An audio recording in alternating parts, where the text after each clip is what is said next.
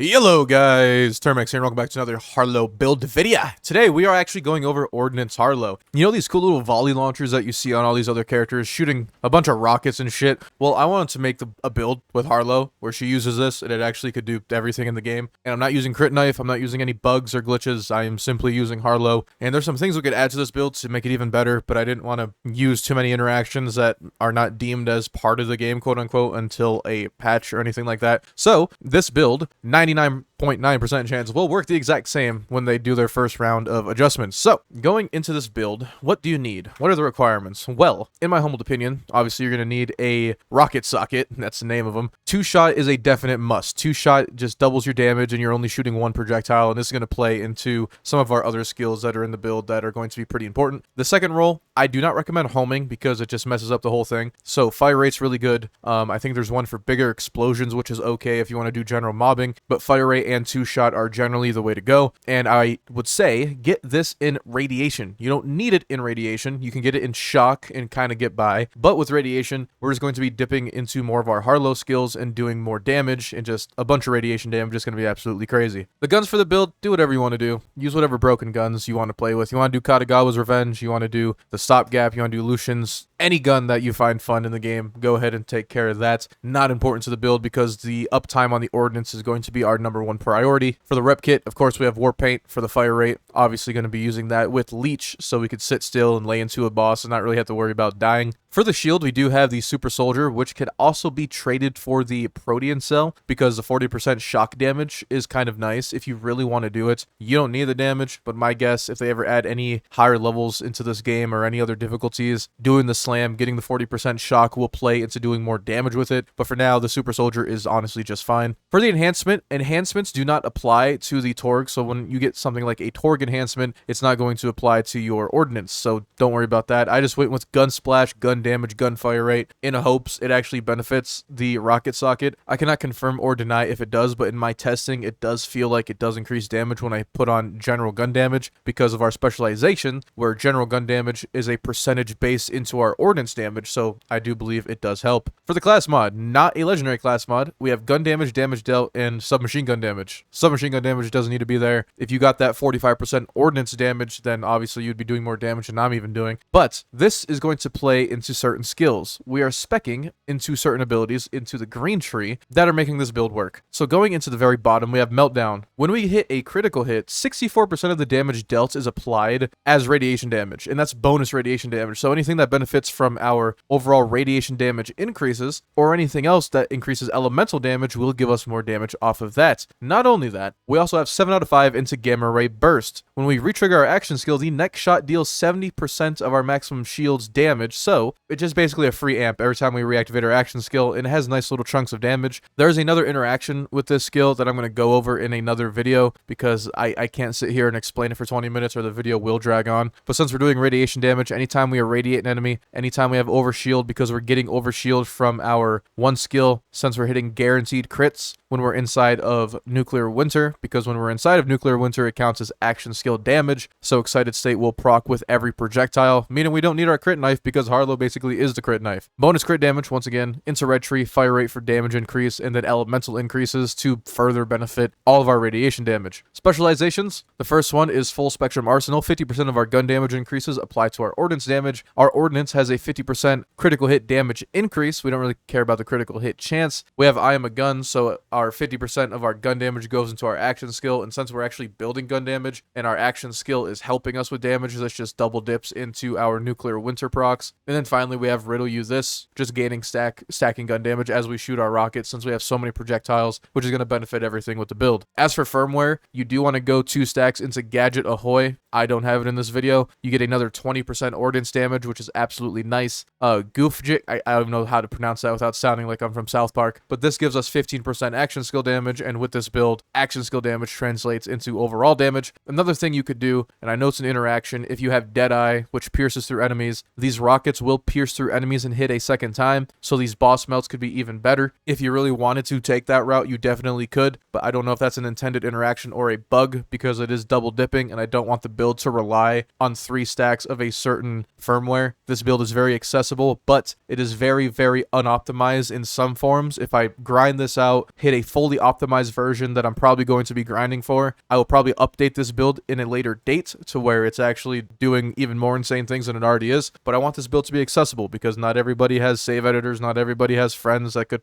duplicate everything that, you know, if you have your friends that help you out with stuff. So that is the main purpose of the build. So how are we going to use it? Actually, quite easily. So any cycle, you're going to want to make sure you're standing in your bubble. If you're not standing in your bubble, you're not getting guaranteed crits. And if you're not getting guaranteed crits, you're not getting guaranteed damage. So what we're going to do here, let this guy do his little throwy throw. Open him up. We're going to do this for the fire rate. Pick that up. Throw that down, actually. Pick that up. Boom. Pull this out. Make sure we're standing in our bubble. Reactivate. All that fire rate. Absolutely insane. Then bye-bye. And remember, this is without double dipping into Deadeye. This is without getting our 20% ordnance damage from Firmware. This is without getting a ordnance damage roll on the class mod, which would benefit us even further. So this build is awesome. This is Ordnance Harlowe, and she does it very well. But if you did enjoy the video, it does mean a lot if you hit the like button down below, as it does spread out my content to more people in the Borderlands 4 community. And don't forget to subscribe so you never miss out on another video from me, guys. Stay safe, and I'll see you all later.